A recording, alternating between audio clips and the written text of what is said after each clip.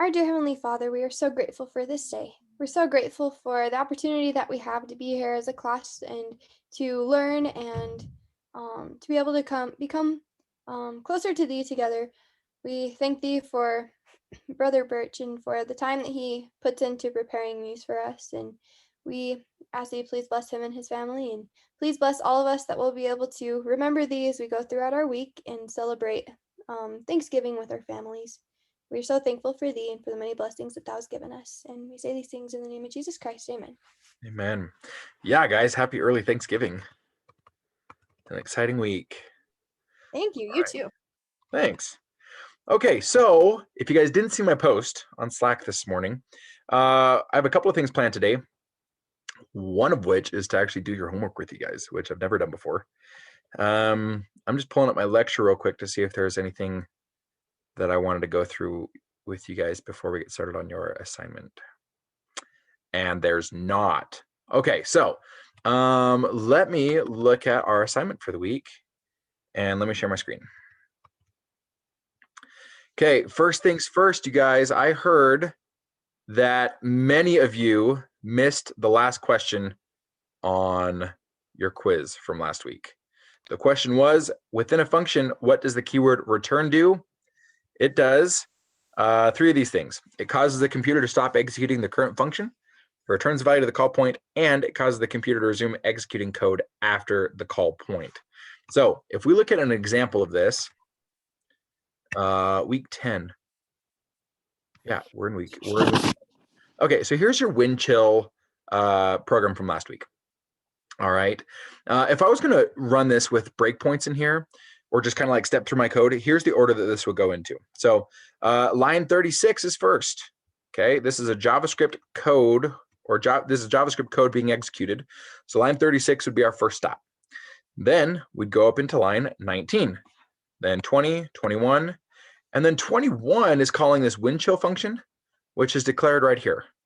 Okay, so before var wind chill factor is assigned a value, we call this function, because I don't know what to assign it without calling this function and getting a return value back.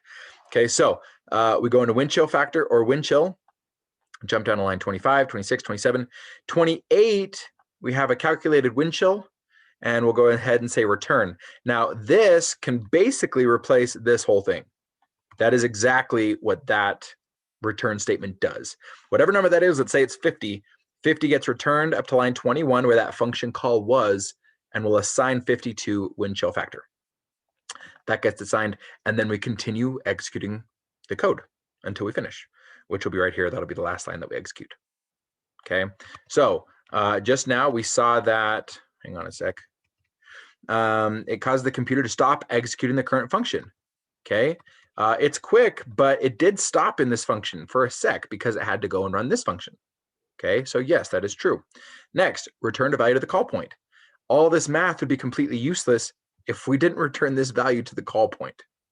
Okay, and the last one is we continue executing this function after this function call is complete. Okay, questions on this, you guys? Okay. All right, looks like we got one more joining us. Okay, so my original plans for the lecture this week were to go over a couple of programs. Now, we're also going to go over your homework, so here's what I'm thinking. Let's see if we can do 2 of these, and then we'll do your homework. Does that sound okay? Sounds good. Okay, sweet. Any preference on which ones you guys want to do? These are the 5 in the chapter, in chapter 9, that are not your assignments for these 2 weeks.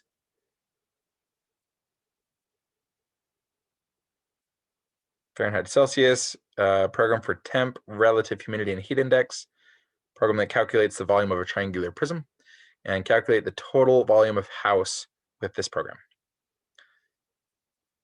Preferences? What about 4? Okay, temp, relative humidity, and heat index. So let's go over here. And let's pull up our book. I seriously cannot believe that we're in week 11 right now. It's crazy. I was talking to my sister about that and I was like, oh, it's almost over. It's so weird. Way crazy. And last week I was kind of MIA, and so it feels like we're in like week 10 right now. Like I woke up this morning, I'm like, oh, I get to go over an exam with cit160 today. I'm like, oh wait, no, we already did that. All right. Week 11, chapter 9.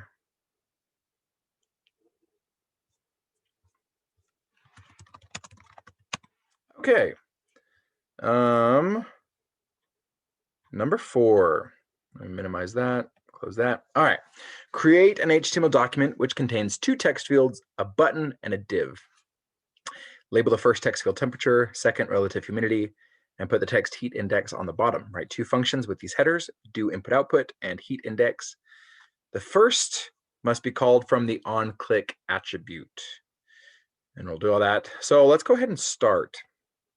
When looking at something like this, what do you guys start with? What sticks out to you guys?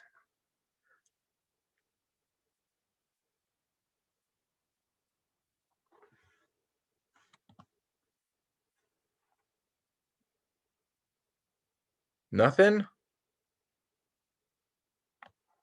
I like to actually start with the body of my programming just so is that weird that I like to start down there and set up all my text fields and set up my button and thing, and then I can test things as I go. Like when I'm doing my function, I'm like, oh, did that work? I am the Because I've exact already same got way. that. Okay. Yep, I'm the exact same way. So let's go ahead and do it. We're still in chapter 9 here, so I'm just going to say new file. And we'll say 9.4, well, yeah, 9.4 temp.html. Okay, in here, exclamation mark, tab, and we're going to do that. So it said we needed 2 inputs. I don't remember what they were. Was one of them an index? Temperature and relative humidity. So we'll say temp for that one, and then we'll say relative humidity for that one. I'll put a break between both, and then I'm also going to put a placeholder in here. Well, actually, nope, it said a label. So we'll put a label here. We'll say temperature and relative humidity. So, oops, temperature and relative humidity. Okay, questions up until now? I think we're good with our inputs. Then we have a button. Whoops. And we'll say onClick, and we'll say calculate heat index. And now we just need a div that we'll say has an ID called output. We'll just put a text in here so that we actually have some words in our button. And I think that should do it for our HTML. Let's run it. I'm going to copy path, come over to here, paste it, and that looks awesome.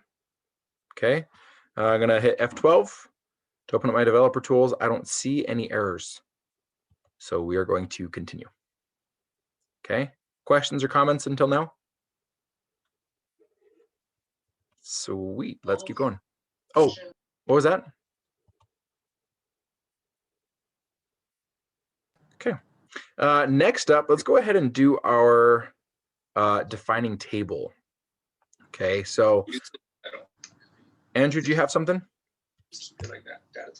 Sorry, I hit my mute and I'm in another class meeting at the same time. Wow. Which is pretty great. So yeah, today's a busy day. No worries. Okay, we have input, processing, and output. Input, we have a temperature and relative humidity. Processing,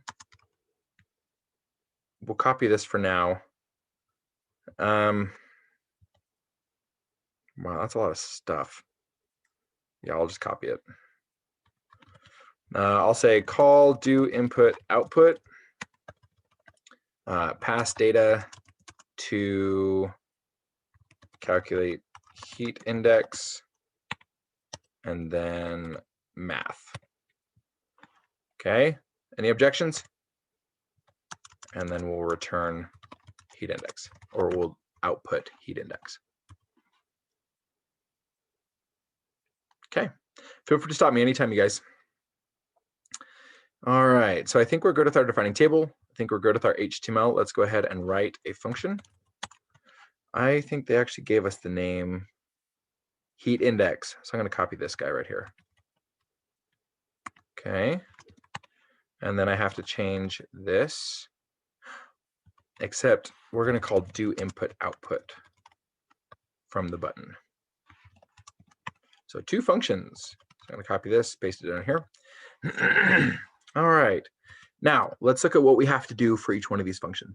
Do input output must be called from the onClick. Check. Get our inputs from their fields. Call the second function. Store the value returned by heat index in a variable, and output that variable returned by heat index to the div for users to see. So let's get our inputs first. I'm going to select this string and hit Control D to select both ID equal both of these strings. And hit my right arrow twice, Control Shift right arrow to select those and copy.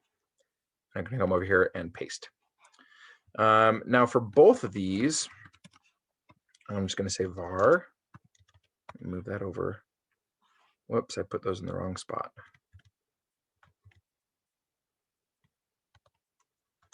Equals document dot get element by ID, and need to copy these again. Dot value. Okay, these are numbers, so let's go ahead and parse them.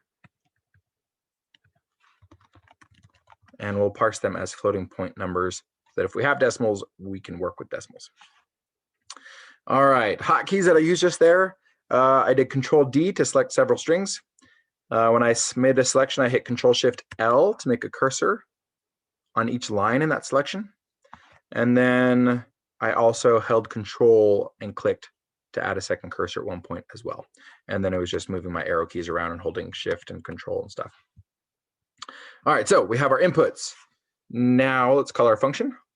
And to call a function, we basically just write the function name without the function keyword. So I'm going to say heat index, and that will call the function just like we do in our buttons. Okay, exact same thing. But here we have two parameters, and so I have to pass in two values. And we named them temp and relative humidity. So I'm just going to pass in temp and relative humidity. Okay, that will call our function. Now, let's test this.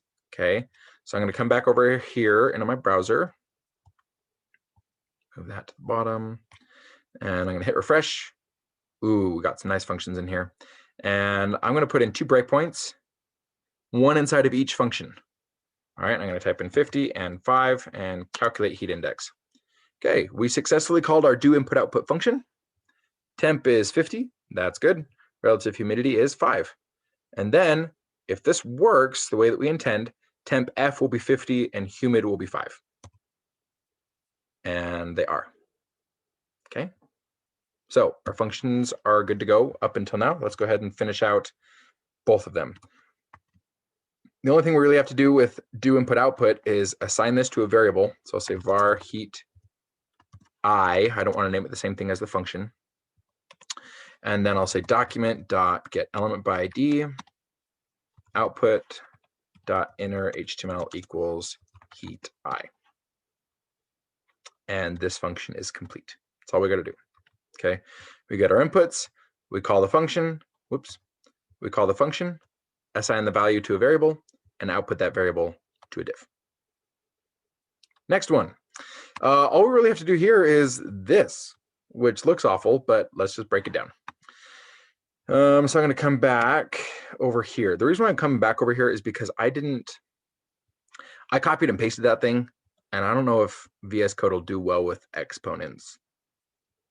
Yeah, I'm not seeing any yet. Yeah, see, look at that. I'm pretty sure that's supposed to be t squared. So I'm looking back at our program or at our assignment over here. And we're just going to take this one step at a time. So we have negative, okay, so we have t times that. I'm just going to copy this. And in here, I'm just going to say var I equals, and we'll just take it one step at a time. Okay, so copy that and I'll paste it. Didn't like that hyphen symbol that it had. I just hit backspace and hit the key next to my 0 on my keyboard, and that got the error to go away. So we have negative 425 plus this. For these to be multiplied together, JavaScript, we have to put the asterisk there. And I'm going to put this into parentheses. I know that because of order of operations, this will happen before that addition takes place anyways, but I just want to make sure this happens independently before anything else. Same thing with this. Okay, so we'll have plus that, and I'm going to put this in a parentheses and add an asterisk. Okay, and then we have minus this times t times r. Okay, that's our next chunk. Paste that, change that to the good minus sign, and then I'm going to put this whole thing, whoops, into parentheses. So we have that times t times r. Okay, then we have minus this times t squared. Copy and paste that, change it to the right minus sign, put this into parentheses, and then, whoops, we'll say times math.pow t to the power of 2. Okay, will give us t squared. Minus this. Okay, so paste again, fix that, put this whole thing into parentheses, and I'll just say times r, which do the exact same thing that this did. Okay, plus that will all happen together. So I'm going to say space and paste, put this into parentheses, and I'll say t times r.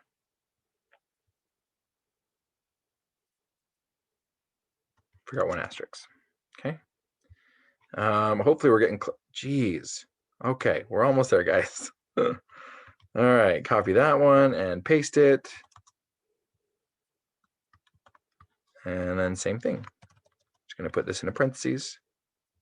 And we'll say times t times r, and delete these. Okay. And then last one. Fix this minus sign, put this all into parentheses, and then change these to say times t times r times. Okay, and I think that's it for our math. So I'm gonna blow this up. That was intense. Now, a lot of people don't like when code goes off the screen. If you're one of those people, you can click on View in pretty much any text editor and turn on word wrap, and you can see my line 23 now takes up 2 lines in my text editor, but it's still just 1 line in code. I didn't change any code. I didn't hit enter. This is all line 23, but my text editor is displaying it at it just differently. You know, so if I made this half the size, you can see now several lines are taking up several lines of code in my text editor. Okay, just that I can see everything on in one view without having to scroll. Now, me personally, I usually don't have word wrap on, especially with something like this. I don't really know what any of these numbers mean anyways. If I was going to test this and something was wrong, then I would go back and fix this and debug it and be like, okay, what's wrong? As it is right now, I'm just going to say return I, and that should do it. We calculated our heat index. The only thing, this is T and this is R. So the easiest way to fix that would just be to name this T and R. So these would be defined. But the assignment is asking us to use this function header. And so what I'm going to do is I'm going to copy tempf, and I'm going to highlight T and hit Control D a couple of times to select each one of these T's in this line of code. I'm going to hit paste. Okay, and you can see each place that I had the T selected, including in math, it replaced that with tempf. Okay, and then I'll do the same thing with humid. I'll put this in instead of R for all of these. and paste. Okay, now we have temp-f and humid being used, so they will be declared, and that should work for us. So let's come back over here and hit refresh. Looks like we do not have any errors.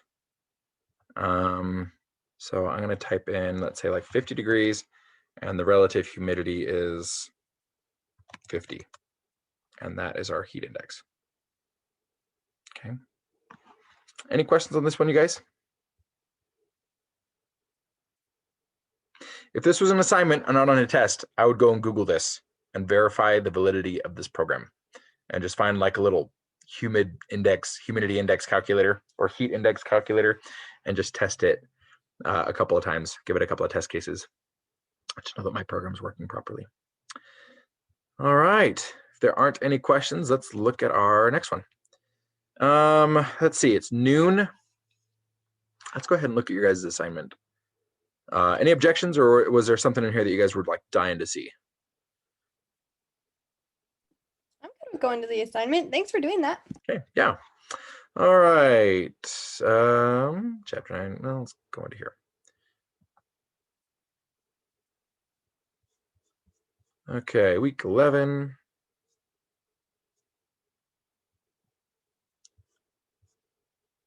I need to start collapsing these things.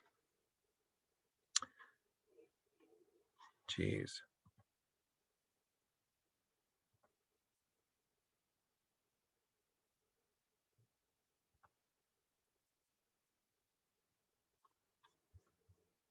Okay, 10, 11.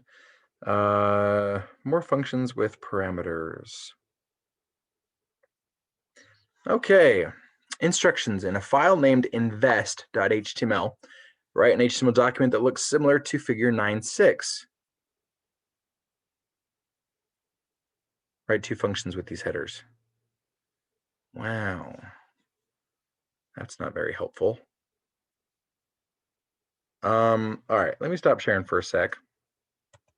I'm glad I looked at this because that's really not helpful. Okay, I'm just going to pull up mine here and run it in the browser and take a screenshot and post it in Slack.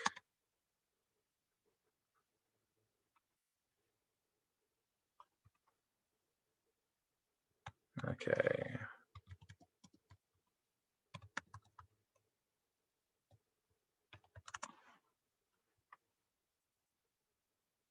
Did you ever get your COVID test back? I tested positive.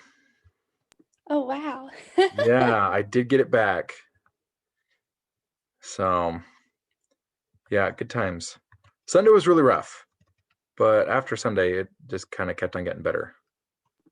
That's good. I'm glad you're feeling a little bit better. Yeah, same. Yeah, I haven't had any symptoms for like 4 days now. That's great.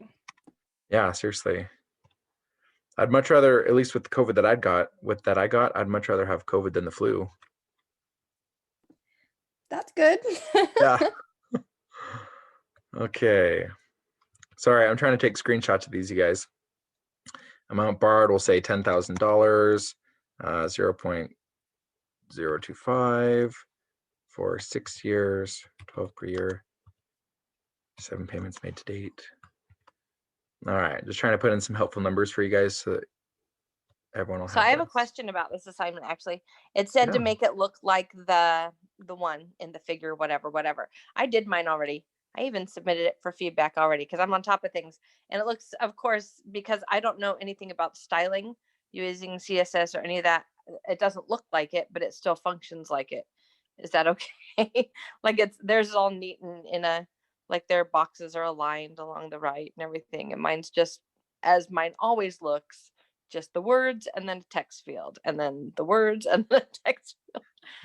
That's just fine. I'm not too worried about it. Okay, cool. Okay, pasting this.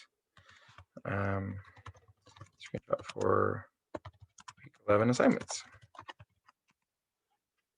Okay, so that is there. Let's go ahead and get started now that we have something to look off of.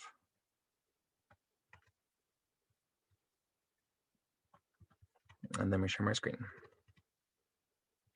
Okay, 27 minutes. We got this. We got this. All right, in a file named invest.html, let's go ahead and look at that screenshot that I just sent. So invest.html, that's the one on the right. Probably should have put it on the left. Sorry about that. But this is invest.html. Okay. So we'll have 4 labels, 4 inputs, 1 button, and 1 div. Okay. And we will make it look pretty like this with things lining up. Okay, so we'll make it look like that image. We'll have 2 functions, doFV and compute future value. The first function, doFV, does the following: takes no parameters, is called from the onClick, gets input, calls the compute future value, and displays the results to the user. So just like the do input output that we saw in our last program.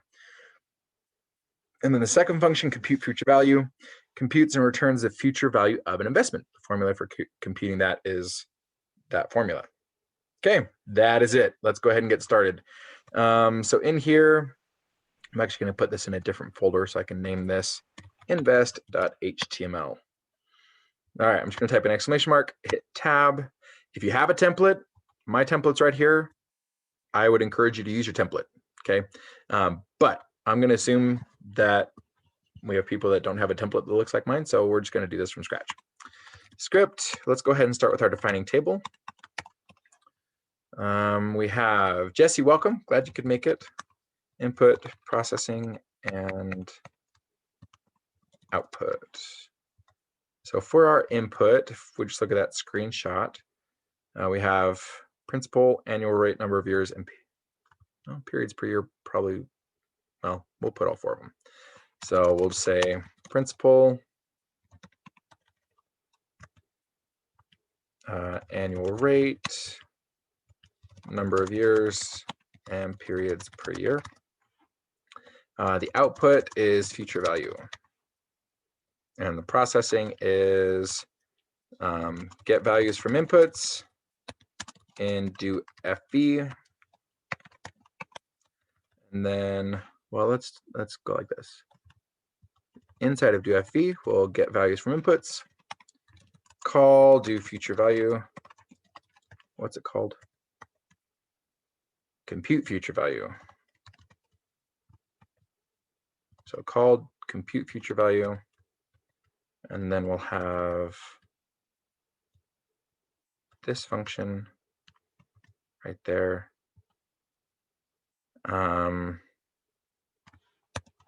We'll put that there for our own clarity. Call compute future value and then return F, and that's pretty much it. Okay. All right, let's go ahead and build this. Now, the easiest way, as far as styling goes, to get something that looks like this, nice and lined up, if you think about a table in Excel, or if you made a table in Microsoft Word, it looks strikingly similar to this. It just has borders. So if we made a table without borders, it would look like this. So let's build a table real quick. If you don't know how to do a table, just Google HTML table. W3 Schools will come up first, and you can just look at that, and you can see that there is a table element in HTML, and then table row, and then table data is what that TD means. I think of it as table cells, but that'll be like the values in each column. So let's go ahead and do that. So I'm going to say table, and then tr. So this is going to be like my first row, my header. And so if I look back at this, we have amount invested, principal. So I'll say amount invested, principal. And then, whoops, I need this inside of a TD.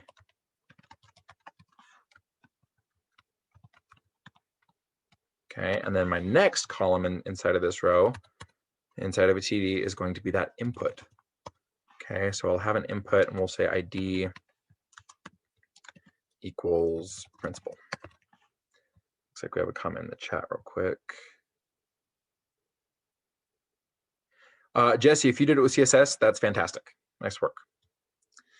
Okay, so we have that. Next one, let's actually look at this real quick. 1, to make sure we don't have any errors in our console, and 2, to make sure that our table's looking okay. Okay, so we can't really see where the other rows are going to line up, but that's looking okay for now. I'm going to open up my developer tools. Looks like we don't have any errors yet, so let's keep going. I'm just going to copy this. 2, 3, 4. I know that we're going to have 4 rows that look similar to that. Coming back over here, we have annual rate, number of years, and periods per year. So I'm going to say annual rate, number of years, and periods per year. Then I have to change these IDs. So I'll say rate, years, periods. Okay, now if I save that and go back to the browser and hit refresh, see we have a nice table coming up here for us. Next, I'm going to come out of my table and we'll just have a button. So on click, and then we need to call do FV from our on click. And we'll say compute future value. Oh, the screenshot said yes. Okay, so we'll say compute future value. The last thing we need in our HTML is a div, and we'll say it has an ID of output.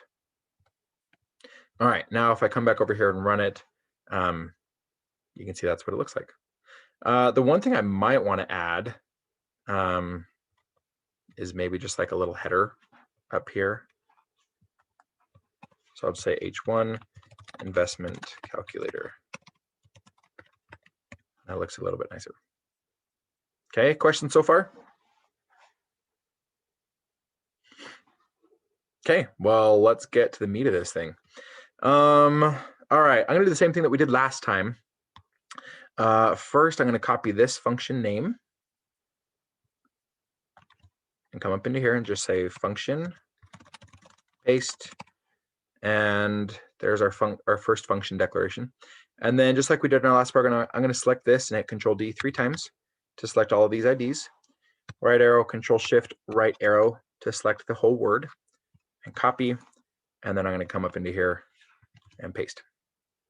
And move that back with, whoops, move that back with the other ones. And then I'm gonna select all these, hit Control Shift L, and now I have a cursor on each line. And so I'm just gonna say var that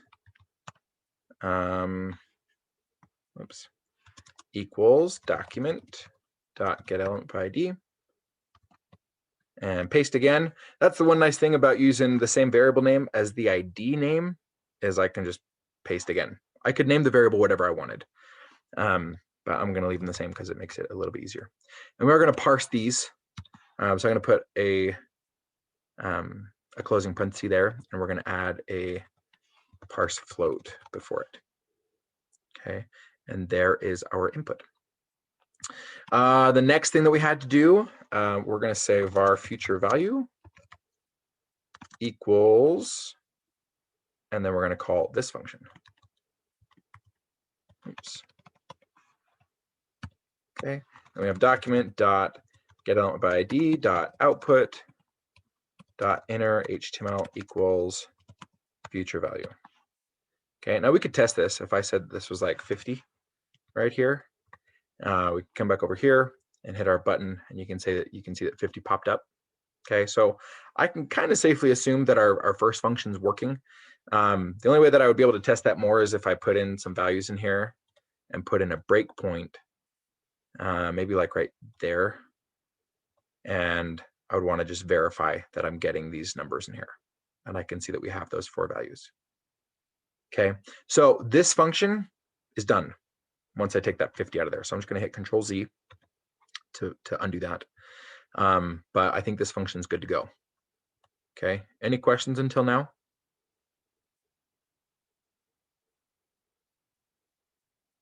Okay, well, let's keep going. Next function we have, I'm actually going to copy this from the assignment because it'll have this. Okay, so I'm going to copy that. And I'm just going to paste it right here and make some curly brackets. Okay, now these are called principal, annual rate, years, and periods per year. Not to get confused with the names that we have here. All right, the names that we have here are available in the scope of the doFV function. So for me to pass in data into the compute future value function, I have to pass in these variable names. Okay, so principal, I'm going to copy that, paste it right here, comma. Then we have rate, paste it right there, comma, and years, comma, and periods.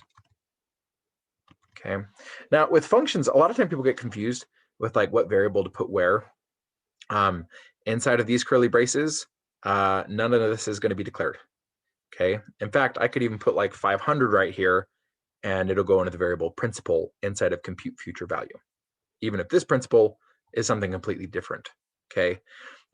So these are two separate scopes, like we talked about last week in class. All right. Questions until now? Up until now? Okay. So let's come back here. It says this will compute and return the future value of an investment. F is the future value. A is the investment amount, sometimes called principal. R is the growth rate per period. Okay. And N is the total number of periods throughout the lifetime of the investment. So I don't think we have the growth rate per period made. So we're going to have to declare R somewhere and make it. R is the growth rate per period. So if I say var R equals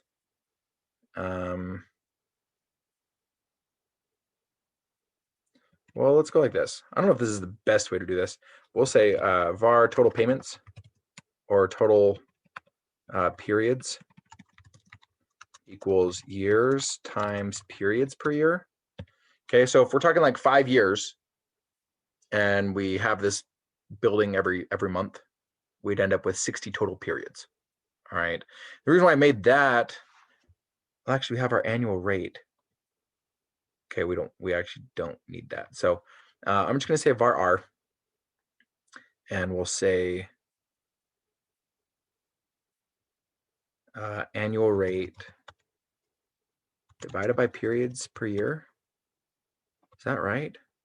Yeah, that's how I did mine actually. Okay, cool. R equals annual rate divided by periods per year, and that gives you the total periods for the life of the perfect thing. Yeah. Perfect. Okay, so we have R declared. All right, let's look back at here. A we called it principal, and N total number of periods throughout the life. Okay, so we do need that. So let's go ahead and say var N equals years times periods per year. Okay, and then all we really have to do is just say return, and then we have to do this math right here. So we'll say principal times, and then in parentheses we have 1 plus R. We have R declared here. To the power of N. So we'll say math.pow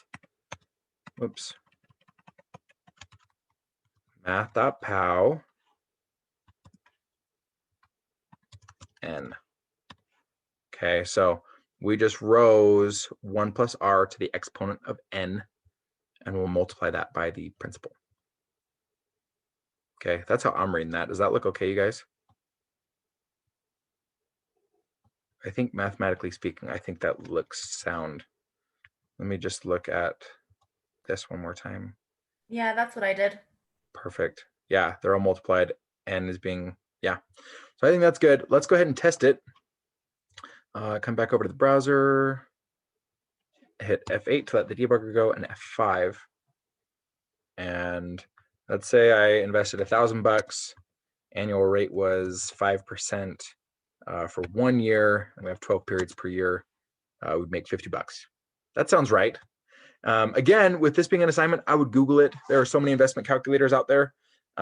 Just find one with similar inputs, and you can test it and make sure that you're getting good numbers. So, okay, questions about this one, you guys?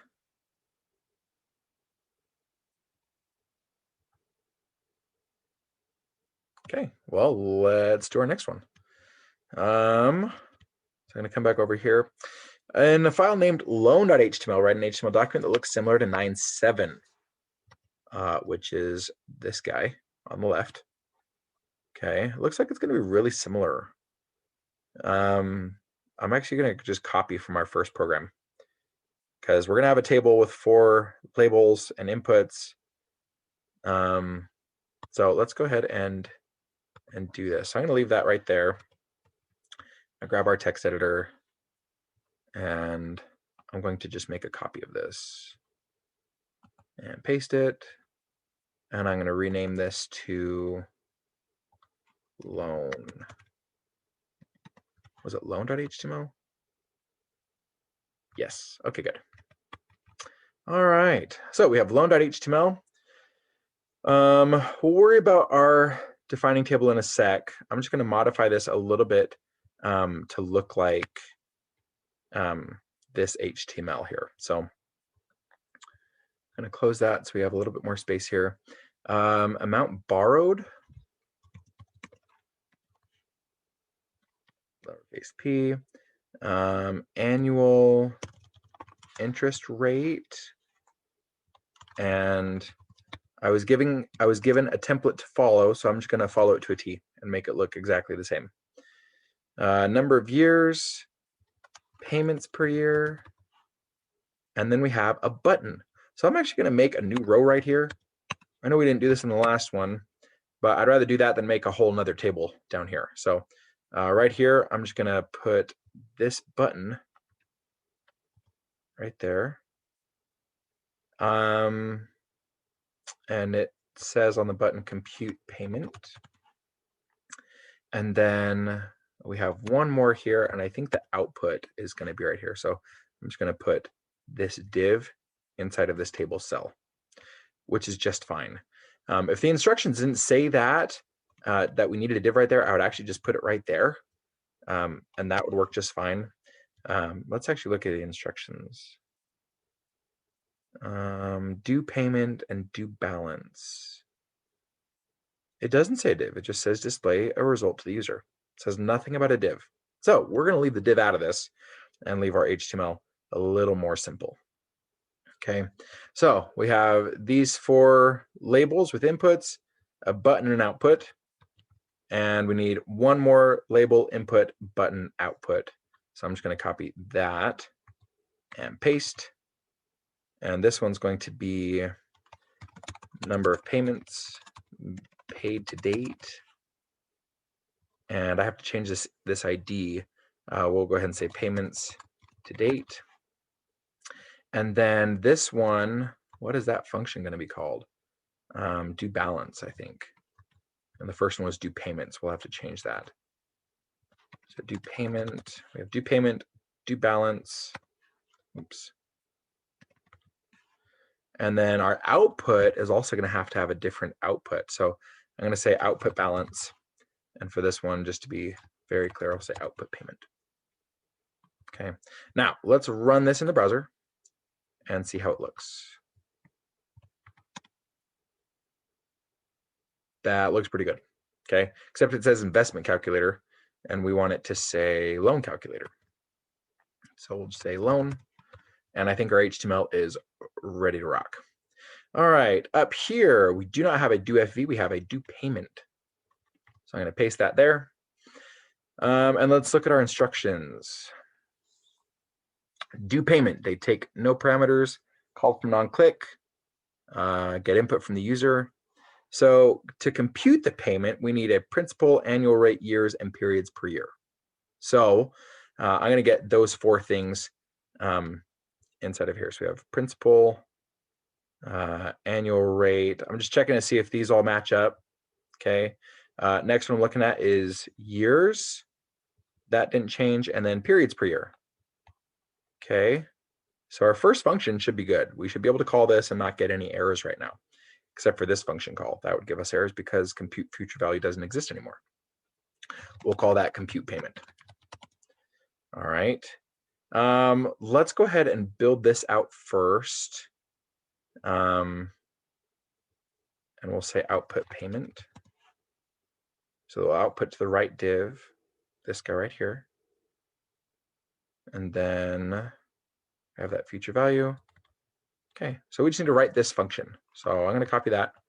I'll say function, compute payment, and then we need these 4 parameters. Okay, now let's look at our formula. The formula for computing a loan payment is this, where P is the payment P is the payment per period. A is the loan amount, R is the interest rate per period. Oh, so we have to do that same math again. N is the total number of periods throughout the life of the loan. All right, so I'm going to go back to this other file. We need these two lines. We could write them again, but we might as well not because they're the exact same thing. So we have those, and they're still called R and N. That's nice. And then A, oh, P is the payment per period. A is the loan amount. So I'll just say if RP equals, and then we'll say, I always kind of like to put numerators and denominators in parentheses. So I'll just say principal times R, and that is our numerator. And I'll say divided by, and then more parentheses. And then here's our denominator. We'll say 1 minus 1 plus R, and then we have to raise that to negative N. So I'm going to go back and say math.pow, and we'll say this now has to be in parentheses, this to the power of negative N. Holy parentheses. Okay, but I think we got it. So 1 minus, and then really all this is saying is just 1 plus R to the negative nth power, 1 minus that, and then that's divided into principal times R. That'll give us P. Okay, and then all we have to do is just say return P, and that'll give us our payment. We'll call that payment. We'll change that here. Okay, questions? Should we run it? I have no idea if this is going to work. Let's run it. Okay, refresh. Loan calculator, that updated. Nice. And we don't have any errors in here. So let's try to do something simple. Let's say I borrowed $1,000 and our interest rate is 0.5, let's say 5%. Okay, I have a 1-year loan. Whoops. 1-year loan. I have 12 payments per year. $85. So if I just like took a calculator and I said 1,000 divided by 12. Okay, so I didn't check this in like a loan calculator online, but 83.3, that looks pretty accurate. If I made this 0, can't divide by 0. Okay, if I made it 0, let's see if this is close to that 83.3 number, and it is. Okay, so I think this part is working well. Now we just have to do this part. All right, let's come back over here. Next one, compute balance. So I'm looking right here at all the stuff we need. So I'm actually going to copy this whole thing while I'm here because we haven't declared this function yet. And I'll say function. Oh, I already copied it. Okay, so that's declared, but we need something very similar to this for the compute balance. We're going to call this do balance. And this, for the first one, we only needed principal rate, years, periods. So for the first one, we only needed these 4. But for this do balance one, we also need this guy, number of payments to date. So I'm just going to paste that right there and then copy this line and paste it. If you just put your cursor on a line and hit Control-C, it'll copy the whole line, including the line break. Then you can hit Control-V and it'll paste that whole line. And I'll just grab this, select periods, hit Control-D to select the next periods and paste it. Okay, now we have our payments to date, which is the only thing different. Instead of calling compute payment, we're going to call compute balance. And we're going to call this balance instead of payment. Output balance instead of payment, and we have to pass in payments to date. Okay, number of payments paid to date. Okay, so we have 5 parameters here that match up with these 5 parameters here. Okay, so I think this function should be good to go. So let's go ahead and write our compute balance. Holy algebra. Okay, let's see. Formula for computing the balance of a loan after D payments have been made is this. Okay, B is the balance. Good. A is the principal, R is the interest rate per period, P is the payment per period, and D is the number of payments paid to date. Okay, so we need this line of code again, R. And let's just start writing this thing out and we'll see how it goes. So I'm gonna say var B equals A times 1 plus R, and we have to raise this to the power of D. So math.pow, oops, comma D. Okay, there's our first chunk, minus, and then I'm gonna do two things. I'm gonna put this whole fraction into parentheses, and then I'll also put the numerator into parentheses as well, to make sure that that multiplication with the P happens before the division with the R. So parentheses for my fraction, parentheses for my numerator, P times double parentheses 1 plus R. We have to raise that to the power of D. So backtracking, math.pow, 1 plus R to the power of D. Okay. So we have P times math.pow. So I have that right there. Okay, and then minus 1. Okay, so here's the parenthesis for our numerator. We have P times math.pow 1 plus R to the power of D, and then subtract 1, and then our closing parenthesis. Now, VS Code's really nice. Most text editors do this. Our time's up. If you got to go, you can go. But we'll finish here in the next like 2 or 3 minutes. If I just click here, I can see which parentheses line up with which parentheses, which is really nice, especially with something like this. And so I can see it. This one was for my fraction or for my numerator, sorry, and it ends right here. Okay, so I'll just click there and say divided by R. Okay, and so we have our numerator right here and our fraction right here. Now, if I wanted to, could I take these off of the whole fraction? Probably. Okay, I'm going to leave them though. I just like parentheses, I guess. Okay, so that gives us B, which is the balance or payoff amount. And all I'm going to do with that is just say return B. And that will get assigned to balance and output here. Okay, let's give it a shot. At F5, we have $1,000 that we borrowed. And we'll say we have an interest rate of 5%, 1 year to pay it back. We pay every month, $85 a month, and we have paid 6 payments. Okay, I'm imagining that we'll have roughly $500 left, if this is right. And we got an error. Let's look in our console. A is not defined. Okay, so if we look at this, we left some of these, this right here, we just left from our original algebraic expression. Okay, A is the loan amount, which I think we called principal.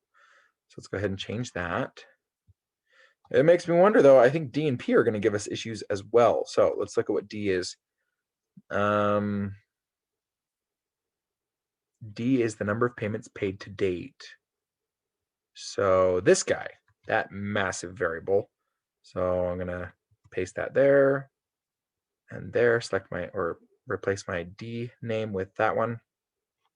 Okay, R is declared, we're good there. And then P, what is P? P is the payment per period.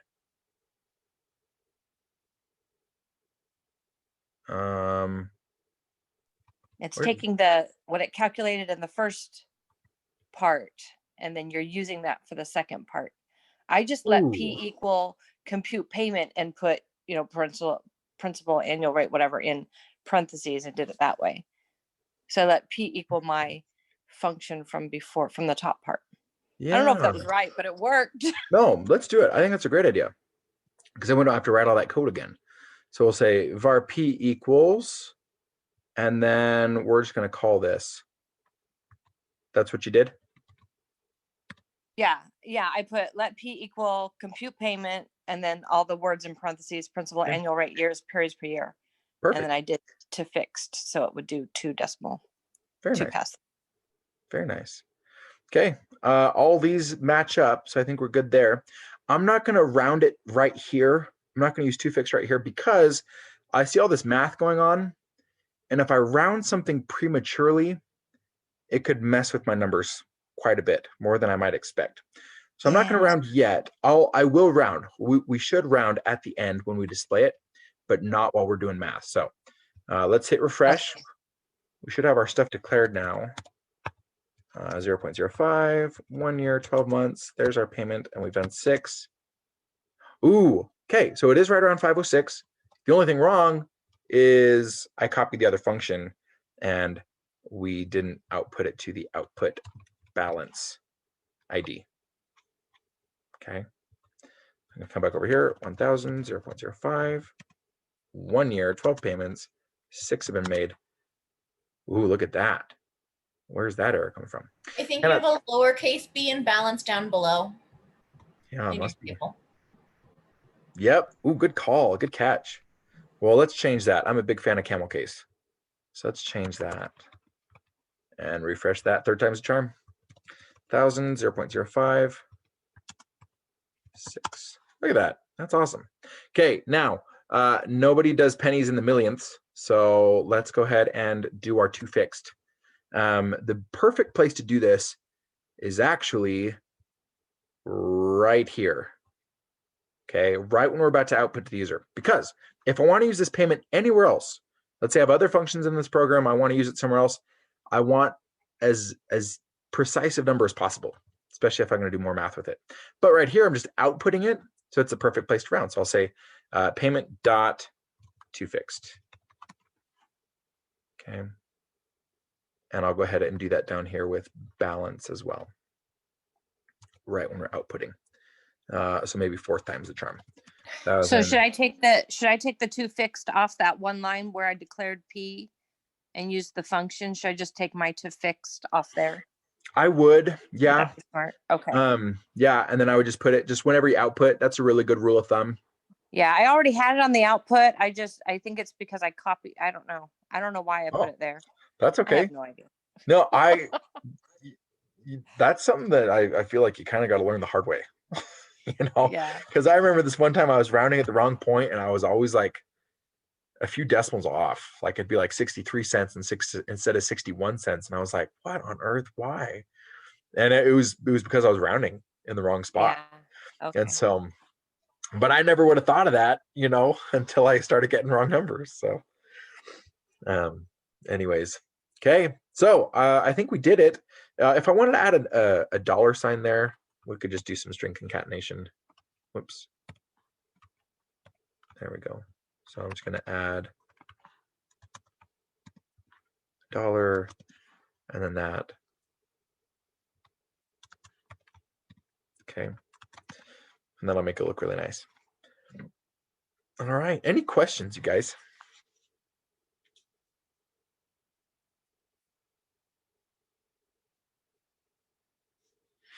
Okay, I hope that this was helpful for you guys.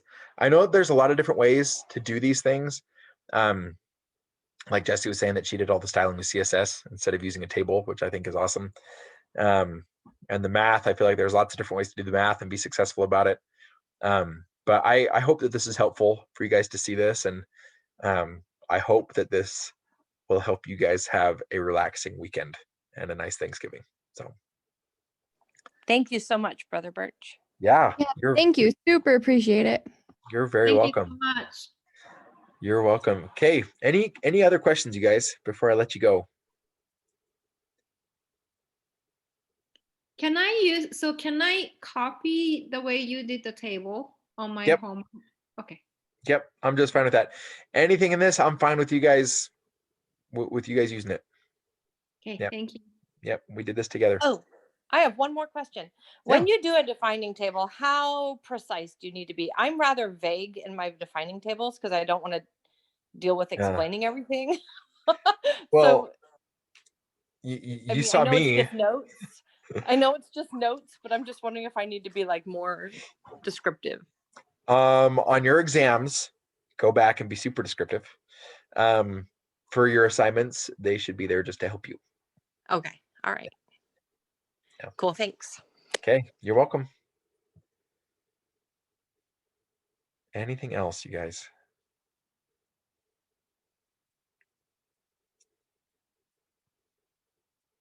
Okay, well, you guys have an awesome day and a good Thanksgiving.